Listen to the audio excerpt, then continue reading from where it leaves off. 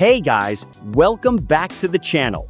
Today, I'm going to show you a quick and easy way to install a kitchen sink drain or strainer basket. No plumber needed. Let's dive right in. Step 1.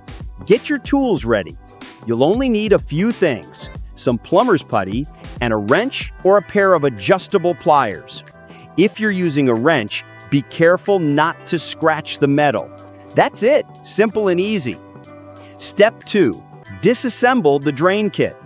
Take apart your drain assembly completely. You'll see a brass-colored fitting. That's what holds the tailpiece in place. Inside, there's a small gasket that seals the tailpiece to the drain body.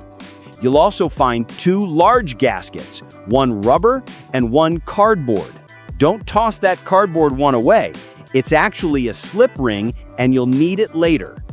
Step 3. Apply the plumber's putty.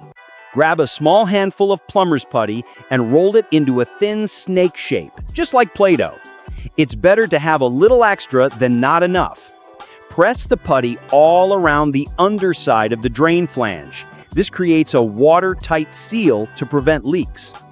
Step 4. Insert the drain. Drop the drain into the sink opening.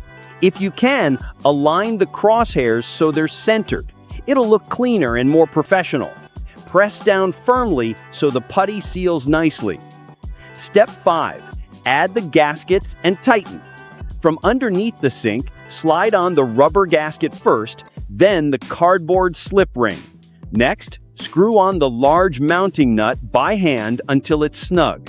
Then grab your pliers or wrench and tighten it firmly, but don't over-tighten. You just want it nice and secure. Step 6. Attach the tailpiece. Now place the tailpiece gasket inside the tailpiece itself. Connect it to the drain body using the brass fitting. This is the part that will later connect to your main drain pipe. Step 7. Clean up the excess putty. Once everything's tight, check the top of your sink. You'll see some plumber's putty squeezed out around the edge. That's a good sign.